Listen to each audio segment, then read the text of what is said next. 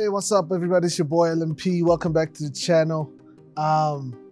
This is reacting to videos in the streets. That's not the official name. Today, we're going to react to a video where the manager of Maverick CT was being interviewed on the Isaac Kari show. Isaac Kari, if I'm pronouncing his surname badly, please forgive me. He's a gospel artist, gospel singer, gospel musician. Dude has a beautiful voice, and he worked with Kirk Franklin, one of my favorite gospel artists of all time. The manager being interviewed, his name is Norman Gamfi. I'm sorry for pronouncing that name wrong. Just based on this interview, I didn't know him. I don't know much about him, but just based on this interview, dude is a big deal in the gospel space. He used to be Travis Green's manager. He's Travis Green's brother-in-law as well. And he basically was involved in many of the hits that Travis Green had, or the success that Travis Green had with his music. Actually, let's just react. I'm not gonna talk too much about it. Listen, Maverick broke a lot of traditional Christian norms. Was that intentional, or was it just God? No, it was intentional. Maverick broke because the gospel norms wasn't working no more, man. Y'all sing too hard. Y'all over-sing. Good God. Stop doing that. Nobody want to hear no runs. They look at runs. They don't want to sing runs. It's like, y'all sing too much. It's like, y'all sing too much. And I get that. Like, there's too many. Oh. Anyway, I won't stop too much, but let's keep watching. That's why R&B and pop, that's why pop is more popular than R&B. People like singable music. Wow. They want to, like you would rap, that's why Chris Tomlin was the greatest worship leader ever. Why, you know, want to know why? Why? He's not the best vocalist ever. Wow. So people like to hear music, they think, oh, I could do that. That's what's gonna happen at a church. If a worship leader hear you singing, he think, I could never do that. He's not gonna sing the song. Like, why would he? If you sing a song in a way that like it's congregational, that's why the mix on that stuff is different. We mix towards us singing. Let's pause right there. He said something that I never thought about, but once he said it, I'm like, that makes sense. I've always said that Dr. Tumi makes music. Dr. Tumi is a South African Christian artist. He makes music that's singable, and it's very repetitive.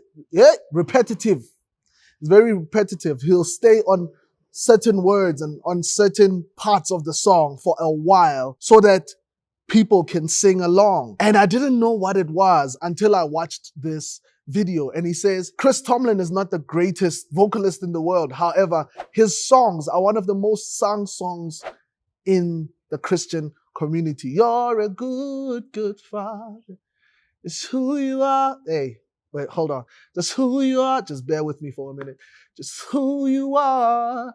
And I'm loved by you. Chris Tomlin. I could mention many other songs, but he's behind songs such as those ones. And I'm sure in your church, you've heard that song being sung before. And I never thought about it. It's that gospel artists who are mostly black, there's a difference between CCM or Christian contemporary music and gospel music, which maybe we'll just do a short breakdown of it. The short breakdown being gospel is more black, CCM is more white. And that's a very controversial statement, but that's what it is. And he says CCM, one thing they got right is they don't do too much when they're singing, so that when worshipers or worship leaders sing it in their churches, they don't feel intimidated by the music, and they feel like they can sing it as well. Anyway, let's carry on watching. They mix towards the congregation singing. You'll hear a lot of loud audience, BGV, more instrumentation. Barely, you're gonna hear the main vocal, but it's different. The reason in that is that makes you want to sing. The way you get people to love a song is they sing the song. Think about it. Think about the songs you love the most. You know all the lyrics. Right. And then you hear a song, it don't matter how good a song is. If you don't know the lyrics, it's like, next song. You can't wait to hear a song you know all the lyrics to. Everybody's that way. And so when you can get a singable song, then you got a hit. Then people want to sing it. And that's what Maverick made songs people wanted to sing. Excellent. And they made videos that looked like they was in the living room with you during the pandemic. Coming out of the pandemic, we had to come up with a new strategy of how to still invite people in. But all in all, Maverick took what they were doing in more so Christian worship music and brought it to gospel. You brought really well-developed songs, light production. Everybody say every Maverick song sound the same. So y'all sing them all. You know what I'm saying? Who cares if they all sound the same? You know, and there was some. And they don't, but I yeah, but there's some struggles in that for them as well because these are still really talented artists. But yeah, that's Norman Gumphy. And I encourage you to go watch the full clip. Some of the Christian community members are losing their minds because of this interview. I saw some guy on TikTok calling this guy a white supremacist, something like that. And Maverick City, white supremacists, because they chose not to do the black, quote unquote, type of music and do the white type of. And here's my thing, yo. A lot of people had a lot of negative interpretations from this interview, and I get it. I kind of get it, but I feel like sometimes Christians can be too harsh on people.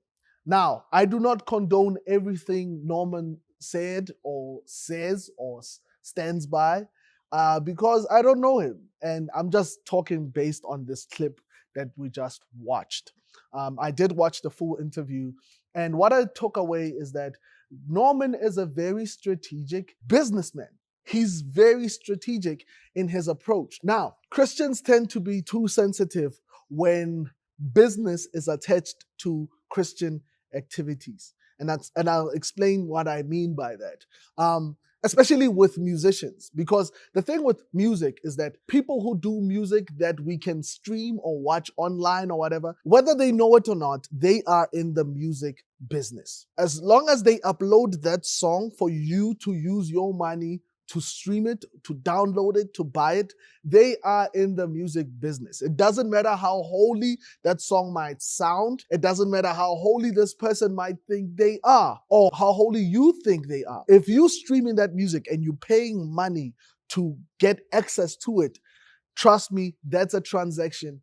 They are in the music business. Now, let's focus on the music side of things. The music side of things, people tend to call music worship.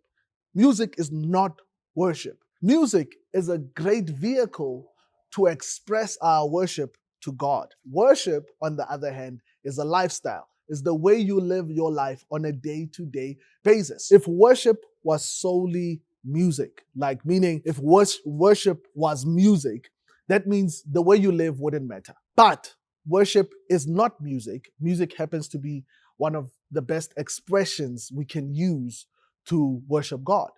But the music needs to translate into your lifestyle. I'm preaching. Where's the collection plate? But anyway, I digress. So music is not worship. They can call it worship music, but it's not worship. It's music. It's used in the activity of worship. If you read the Bible in the book of Daniel chapter 3, you'll see King Nebuchadnezzar saying, or the people that represented him saying, when you hear the music, then you'll bow down and worship the golden image. Now, I know maybe the context is not the same, but worship is, in this instance, is bowing down and worshiping as a result of hearing the music. So the music is a reminder, or was used as a signal to the people in Babylon at the time. Is it Babylon? I hope it is. To worship the golden image that the king had set up. Now, with that being said, that music is not worship, this means that gospel music could be a signal that reminds us to worship God. So I think the problem is that we take musicians that do gospel music as, or we esteem them at the same level as leaders of the church, meaning we take them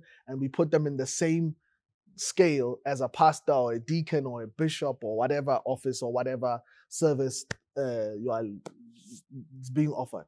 Sorry, my English is not that great. And I think that's where the problem lies, because we take Maverick City's music and we say, man, that's worship.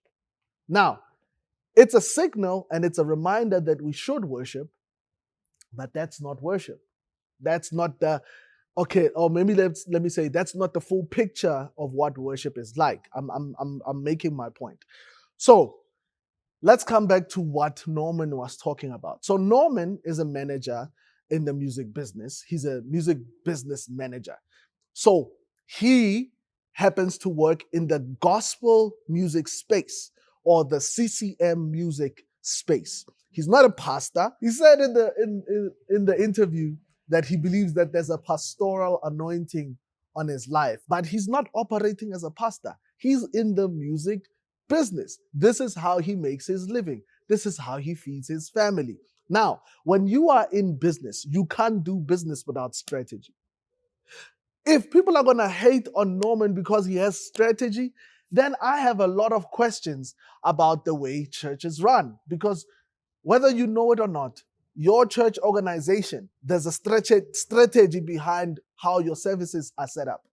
There's a strategy behind the time that they put in place. There's a strategy behind how their activities happen in a church service. So if you know that, okay, this is what works and this is what people want to hear, is it wrong for you to have a strategy so that you can be able to deliver the product that people want to hear? Look, this is how business operates. You have a product and then you need to deliver that product to a consumer. Now, the gap in between where you have a product and it arriving to the consumer, there's a lot that takes place there. There's marketing that takes place there. There's strategic marketing that takes place in that gap. If you do not have strategic marketing in that gap, then this product will never reach the consumer. Now, music is something that we do for people to listen to, for people to consume. If you do not want people to listen to your music, then look, strategy is something that you do not need. Do you listen? Don't even release the music, play it for yourself. But if you release music for people to stream and you release it, you pay money for that music to reach people, then you need strategy, because you need the best strategy to take this product and deliver it to this consumer, your target audience, the people that you want to listen to consume this product. And this is exactly what Norman did. He saw a product that Maverick City was doing. He saw and had an idea. It's like, oh my God, this is a beautiful product. If we do this the right way, we can reach these type of people. We can reach all types of people, as a matter of fact.